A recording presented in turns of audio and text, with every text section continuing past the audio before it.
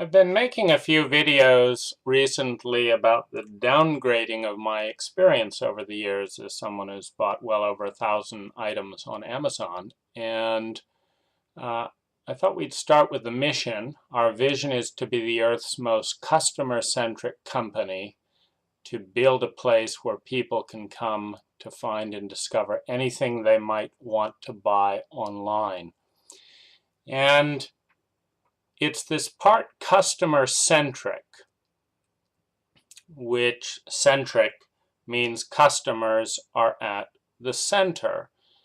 And to really be at the center, it's not about simply the abstract customer, but rather about the individual customer. And so let's look at what Amazon does and does not do that has anything to do with what I as a customer want in an effort to look at what customer-centric, me being at the center, would look like. And the first thing is I want these ads to go away. I've been advertised for horror movies, which I don't like. I've been advertised for pizza, which I don't eat. Amazon is selling prime real estate in the form of my attention to the highest bidder, in this case Amazon itself, and it's not giving me a choice to remove the ads. So do I want a choice? Yes. Do I want the ads? No. Am I given a choice? No. And does Amazon listen? No. So who's at the center? Is it Amazon's accountants figuring out that 5% of customers will click on things they otherwise don't really want and need if they're there, and as a result everyone else's time should be wasted? Who is at the center? The second thing is, if we look at there's one thing that I have to do regularly, which is to go to all departments. And if I want to, because I'm not sure which department it is, I want to go to all departments. And I have to scroll in, find wherever Amazon has put me as I've followed several tracks. What I mean is, I could be searching in all departments, and then if I type in solder gun, we come up with stuff. Now, this brings me to the next thing. Amazon has sold my attention to the highest bidder, sponsored by Mutter, meaning Mutter has paid Amazon for my attention. But this is in conflict with my best interest, because Mutter and my interests do not coincide. Mutter's interest is to get me to buy its products. My interest is to buy a solder gun that is the most reputable, fast shipping, low cost solder gun anywhere on Amazon. Now I typed solder gun. Now Amazon sold my attention to someone that sells solder. It didn't even bother to sell my attention to someone who's selling a soldering gun. Now for that I have to scroll down. I have to do work, because Amazon's made my job of searching harder. Now, here's where, again, I would like to be able to disable Amazon's right to sell my attention to the highest bidder. And instead,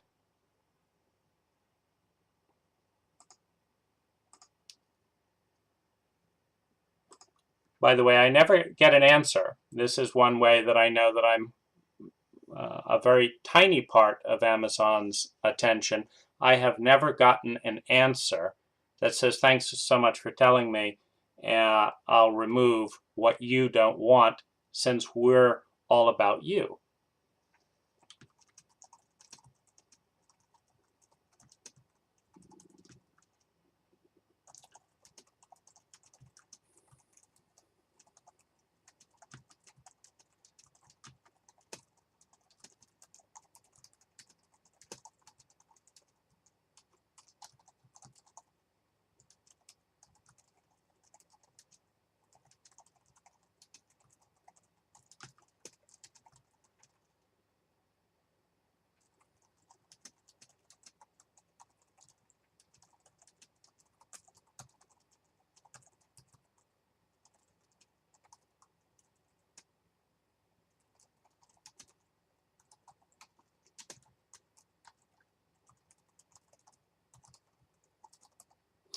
Okay, so we'll see if there's a response in the way of actually doing this because I'm mentioning a documentary. Now, if a customer is at the center of Amazon, then it's not an advertising issue that triggers a response. It is a customer. Now, having written more than 15 letters in the past 5 years to Jeff Bezos, who said he receives all his emails, I am completely unimpressed with the idea that me being at the center is correlating with Amazon's response. There's never been a change.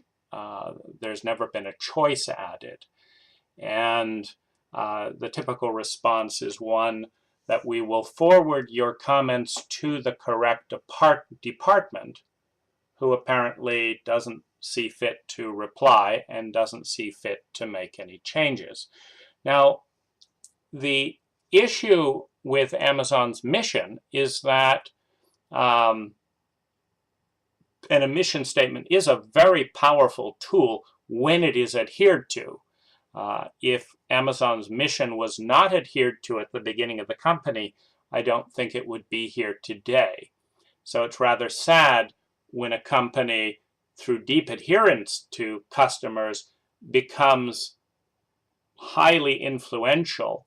And as soon as it has earned the trust to be a virtual global monopoly, it then turns around and abandons its mission and has a new mission of let's find every little way possible to exploit our customers, but not change the mission because that doesn't look good. And so the second stuff that comes up is solder gun. But this is the next area where Amazon can become easily a lot more customer-centric. But we have to actually look at one important thing, which is that in many ways, Amazon's customer are its top sellers. Amazon is going to make more money selling Mutter or any other. Look, all of these are sponsored. So Amazon is asking me to wade through Mutter up here. This is all sponsored. And then it's asking me to wade through sponsored by Weller. So Weller has paid for the next round of sponsored. So finally, we move down to, lo and behold, Amazon has given Weller a high ranking. Now, does its algorithm favor people who pay it sponsorship money?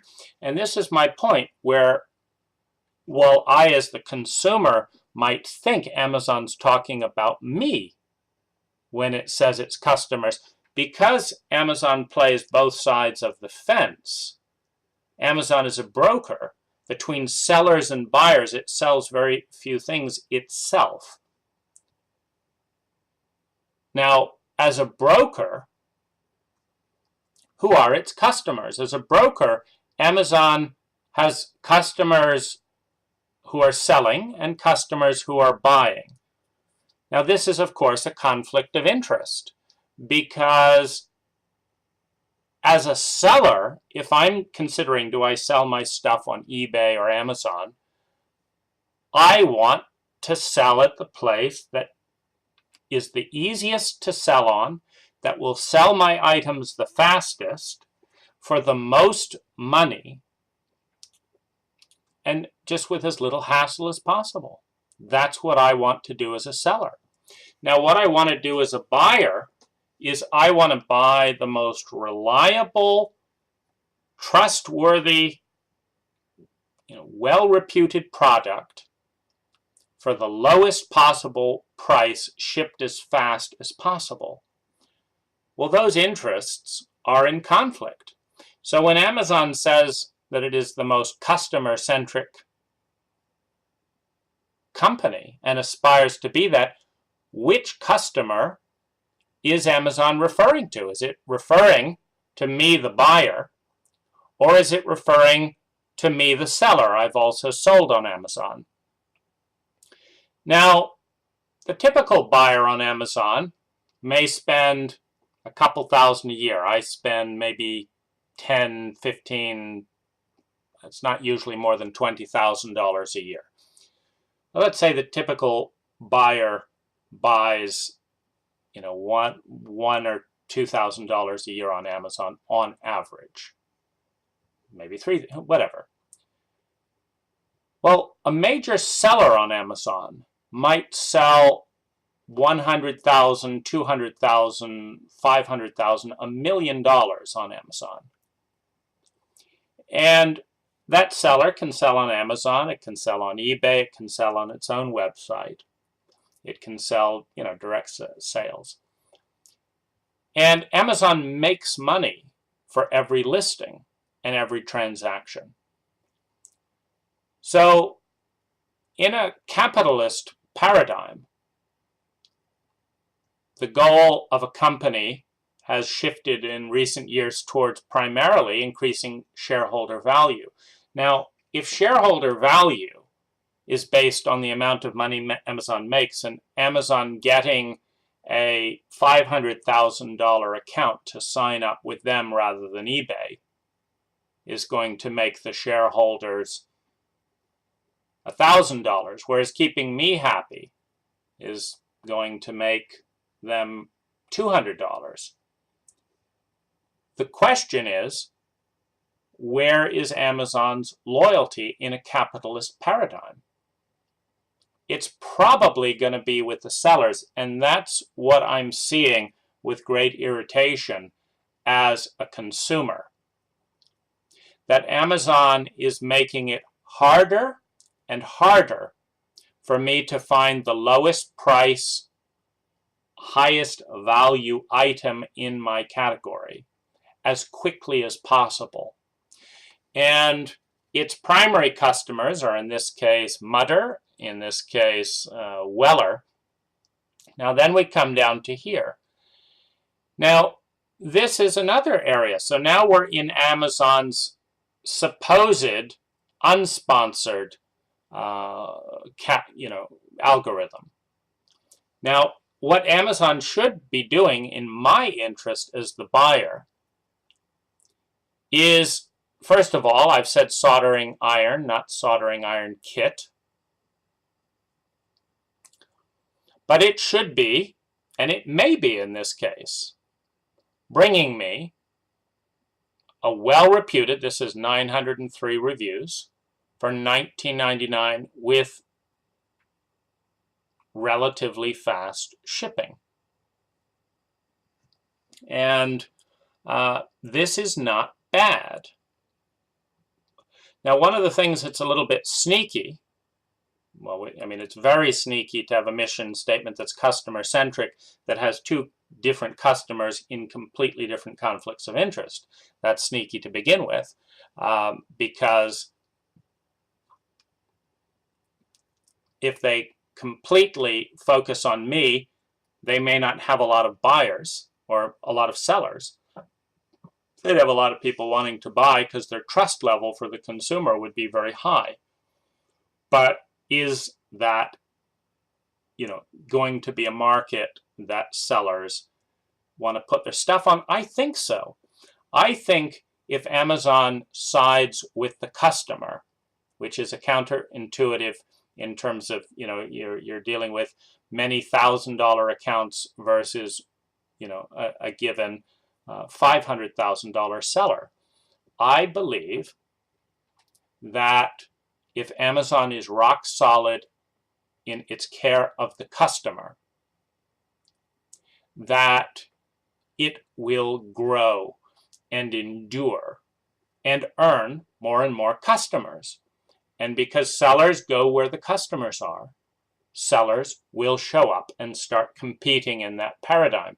But that is not where I see Amazon going. So here we have the native ad. Then we go to expert recommendation.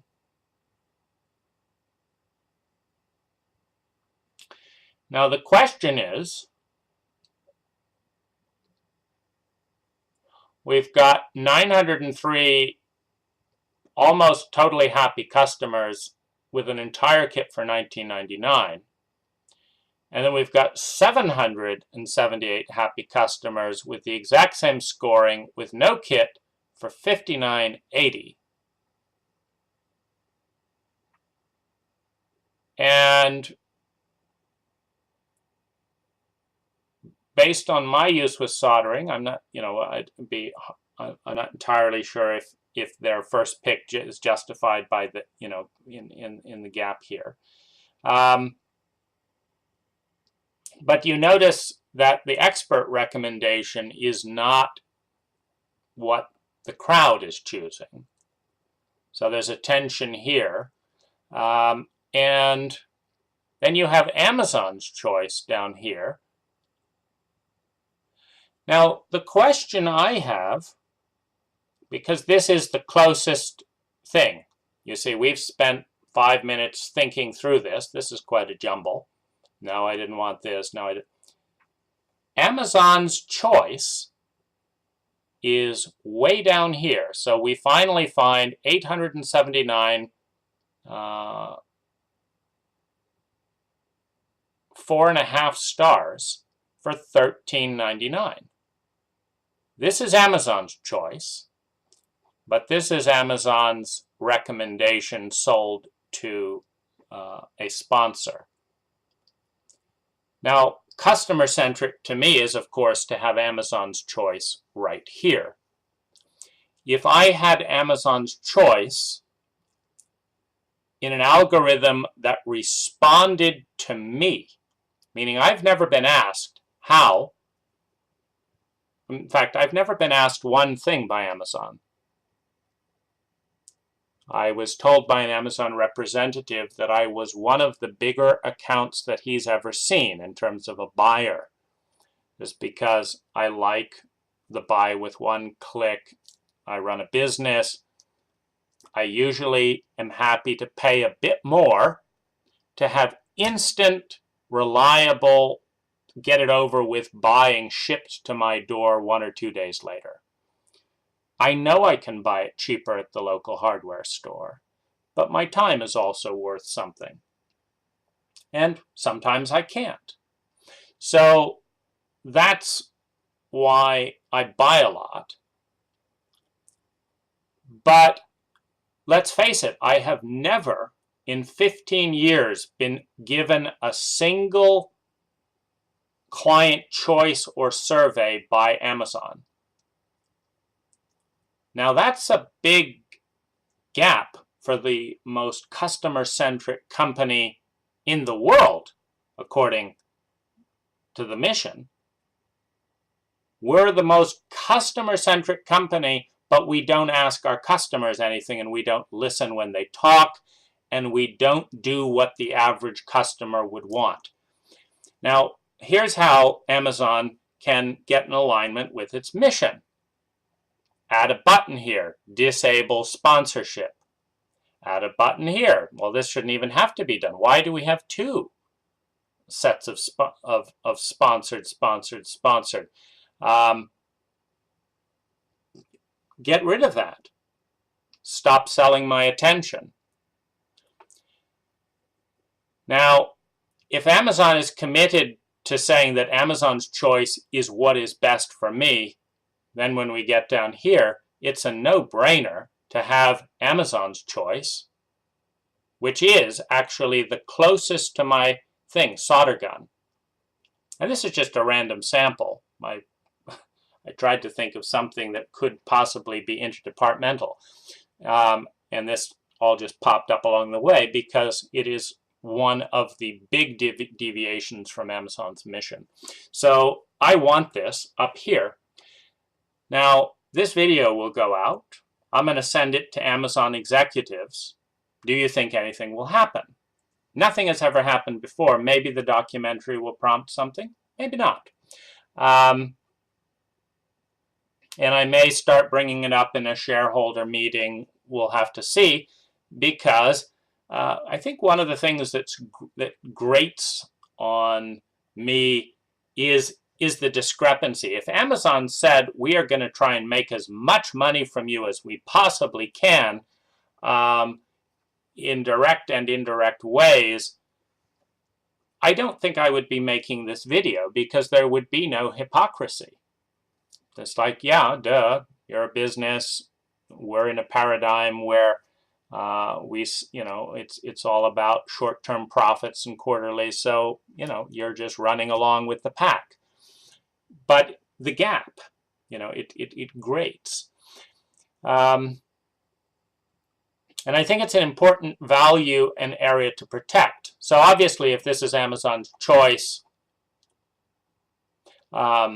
it should be right here or right here, wherever is the point. They have done plenty of scientific studies. It looks like, because they've got the big image here, that they're expecting, and this is where my attention goes because it's right below where I wrote.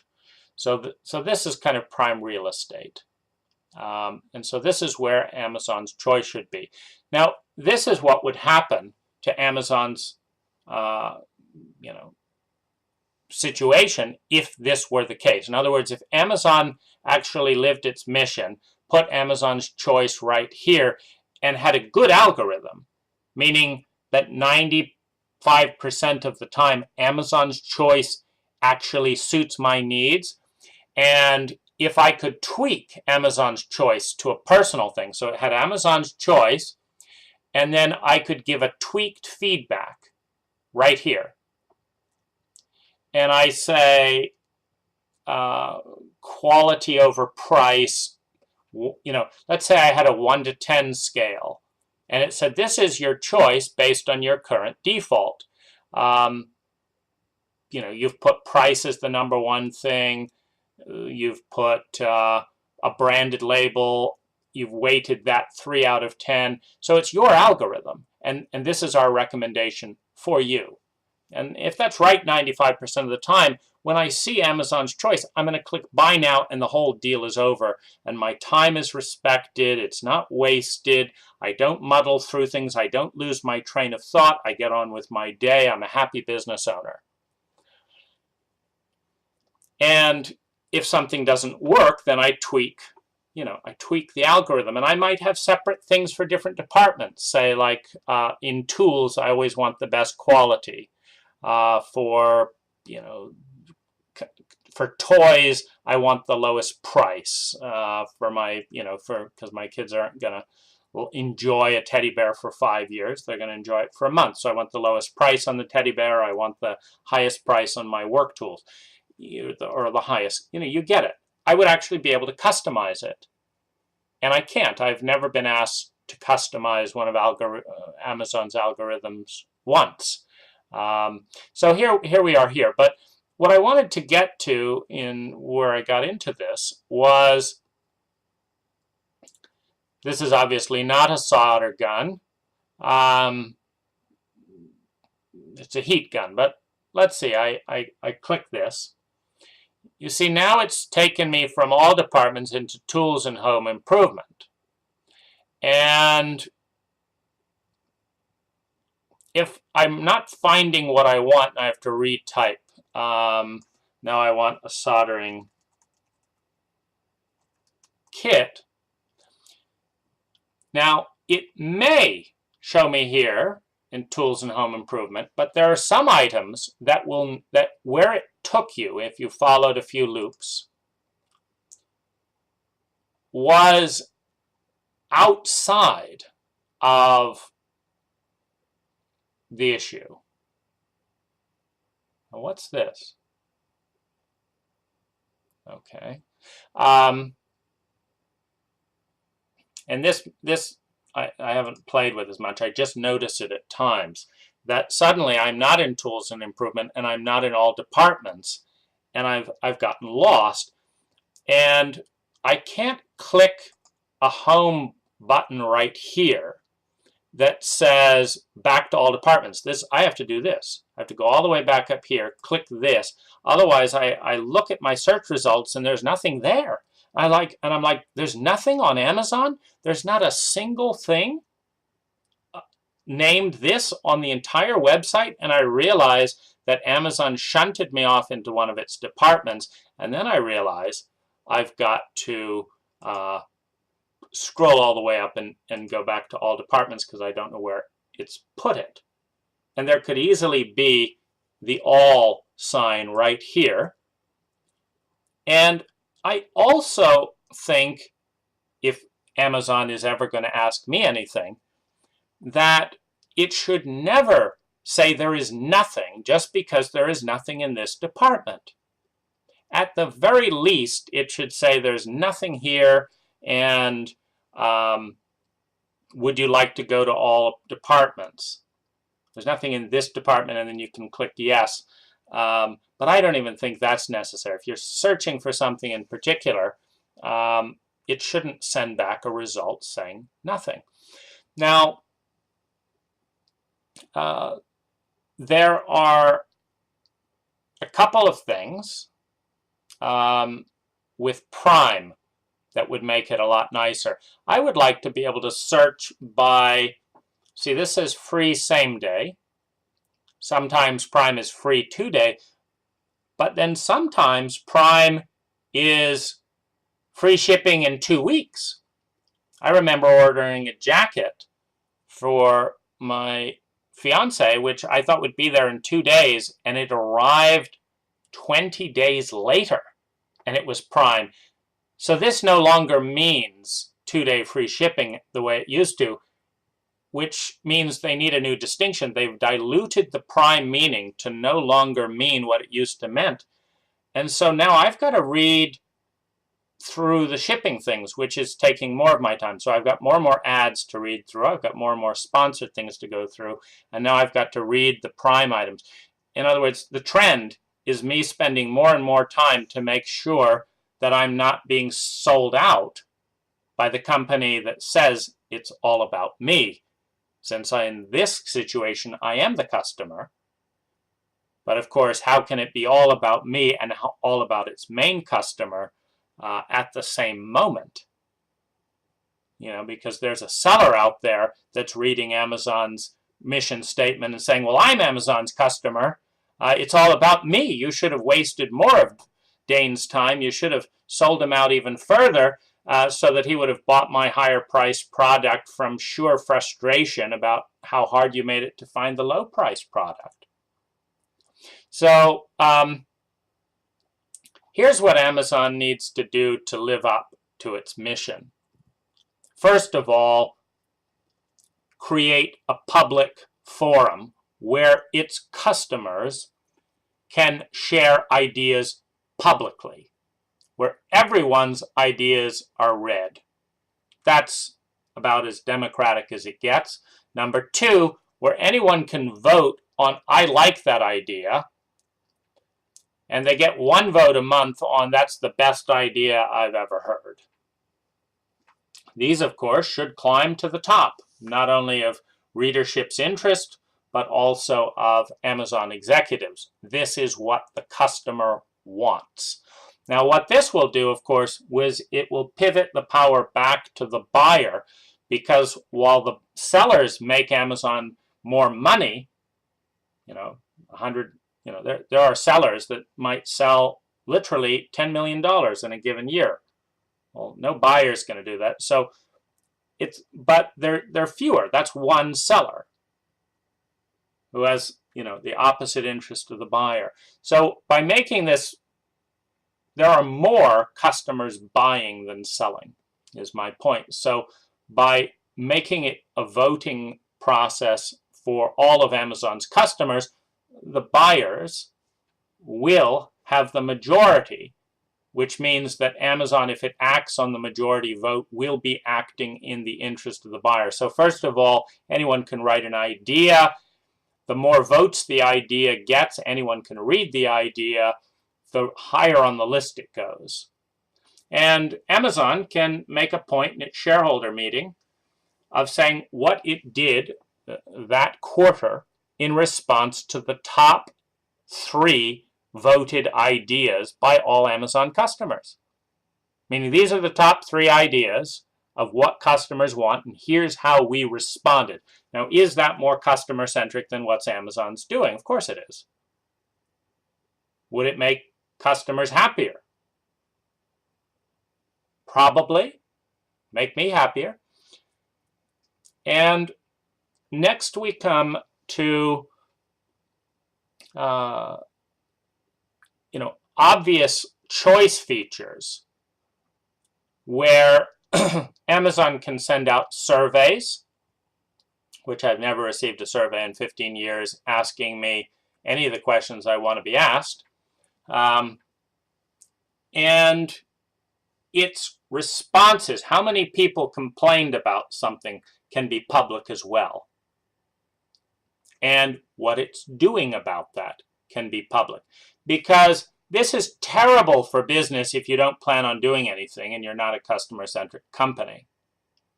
It is fabulous for business if you really are 100% committed to the customer, because no matter what they say, you are so lucky as a customer to know that 100,000 people around the world voted this as the #1 thing that would make Amazon better. And Amazon acts on it immediately because that's its only goal. That's its real service, is to the customer. There's this illusory distinction between customer and shareholder without the awareness that if you don't make your customer thrilled, you don't ultimately, sustainably, return shareholder value. And I used to be an Amazon customer that was so thrilled with Amazon's service that I would gladly and without thinking click buy with one click, knowing that on average Amazon was doing its best to get me the best price, and that even if that particular item was more expensive, it wasn't worth my time to shop around. And that's no longer the case. I now, with Amazon's current policy, check at the hardware store, check on eBay, check on Amazon, and hunt on Amazon for an average of 10 minutes when it could be 30 seconds. And my goodwill in Amazon is down by 60%. Now, do you think I'm hoping that another competitor will live up to its ideals and come and treat me right? Of course I am. I can't wait for a new startup to come along and actually live its principles the way Amazon did in the past. For both that company's benefit, my benefit, and Amazon's benefit. Because as soon as Amazon loses market share to that company, it will return to its roots, which is putting the customer first, which is good for everyone, including the shareholder. If Amazon hadn't done that, we wouldn't, if I didn't care about Amazon from its good roots, I wouldn't be bothering with this exploration. So we have tons of stuff along these lines. Defaults can be set, and any area there is no default set. In other words, there can be a tiny button with a D sign that when you click on it, right here could be the one for this one, it would tell me what the default was, and I could change it to whatever I wanted it to be. For example, if I go into let's say vitamin C. Now here's an interesting thing for the world's most customer-centric company. I have bought vitamin C from Amazon more than 10 times, and it's always been the same brand.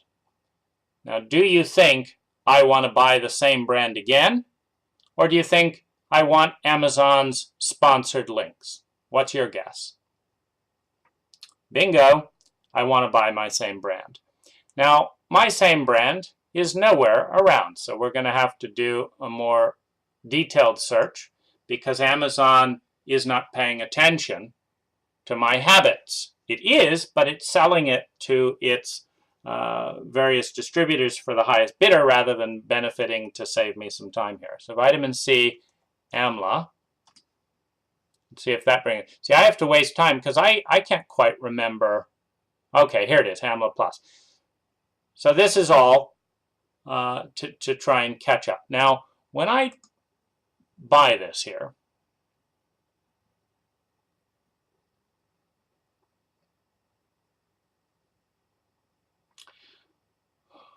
what often happens and isn't happened, so this is good because that's what I want. I want a one-time buy with one click. That's what I want. But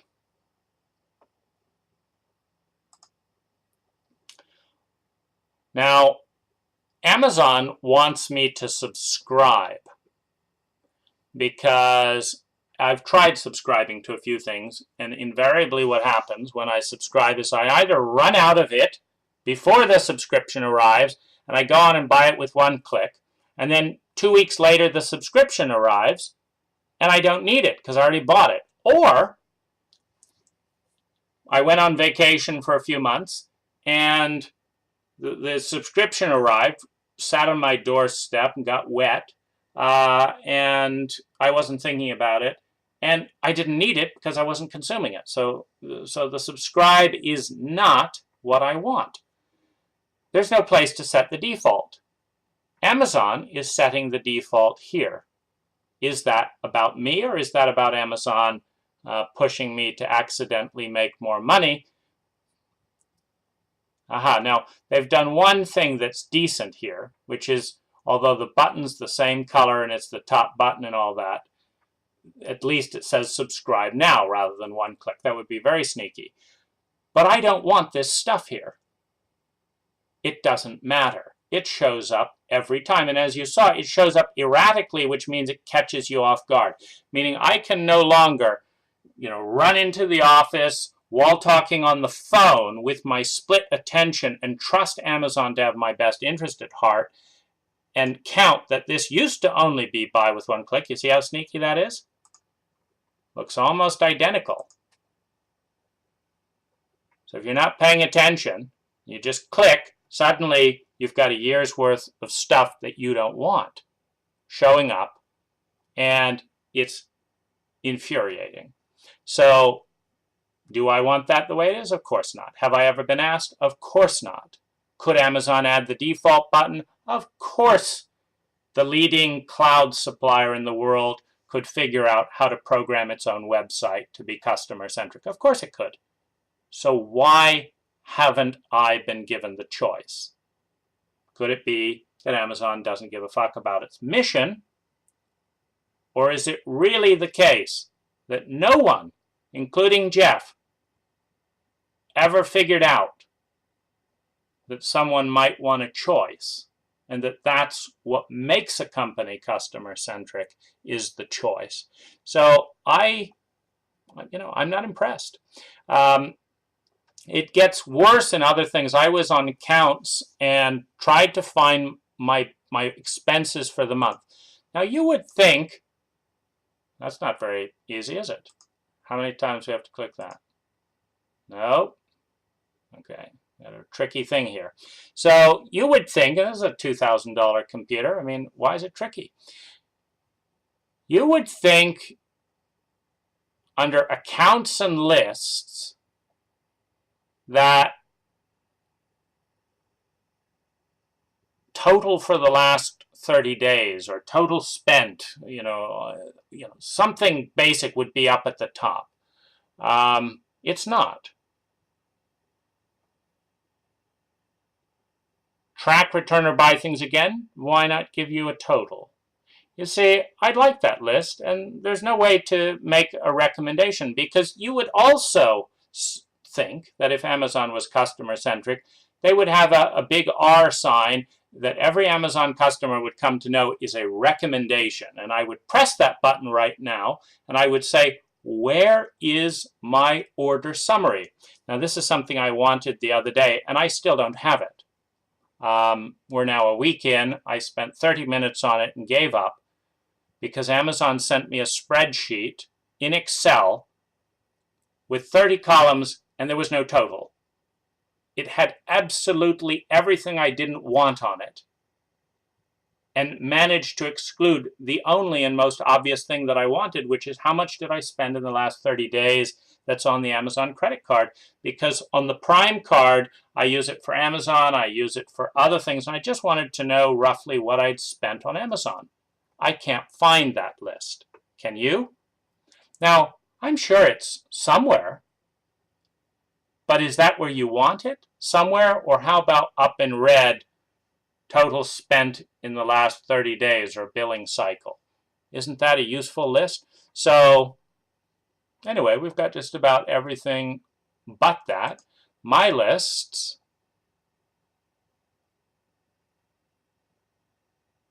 I guess this is a wish list from 5 years ago. Okay. Certainly not the list. So it's not up in here. Anyway, I would like that to be there, and I would like there to be an R, and I would like Amazon customers to know that when they press R, their recommendation will become publicly available, that anyone that likes that recommendation can vote for it, and Amazon will respond in keeping with its mission. So we have other things, like if I go to returns,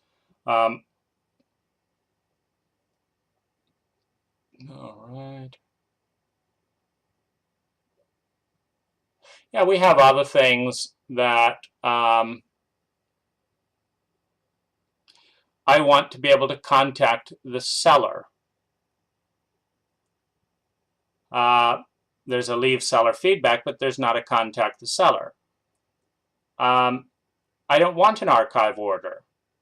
So where's my button that lets me customize this form? I like writing a product review. I have never shared a gift receipt in my entire life, but some people might do that all the time. Again, customize it. Track package, you know, that's useful sometimes. Write to the seller. I have wanted to do that dozens of times. I want to do it today. I want to write to the seller and ask a question. Can I return part of the order that's defective and not the full thing? Because the full thing is bulky, and I want to ask that question, and I want it tracked on Amazon, linked to the order. I can't do it. So another thing that's basic that I've needed for years, no one's going to ask me about. There's no place to give that feedback. There's no feedback at these points, and this is infuriating, because when you already know your company isn't listening to you, why go to the trouble of finding their email, which they've hidden away, going through all the just to tell them, I want this button here. It's the most simple thing in the world for a customer-centric company to stick an F that everyone knows is for feedback, a recommendation or a customization button for anything you'd want to customize, and you get to decide what are in your forms. That's customer-centric. I'm the customer in this case. So the way Amazon treats me, of course, is the way Amazon treats everyone. I'm not being singled out for neglect or abuse. I think that I get pretty good treatment, and in some cases above average. Every time I've called the customer service thing, they've usually made things right. They just hide the number. It's not usually worth it, and so sometimes I just live with something that's a bit off. And so A C for customize, an F for feedback, and a D for default on every page of Amazon makes Amazon customer-centric. An open forum for everyone to share ideas, for everyone to be aware of how much support there is for certain ideas that Amazon is stonewalling. And a challenge to Amazon to actually elect people that care more about the people and its mission than anyone else.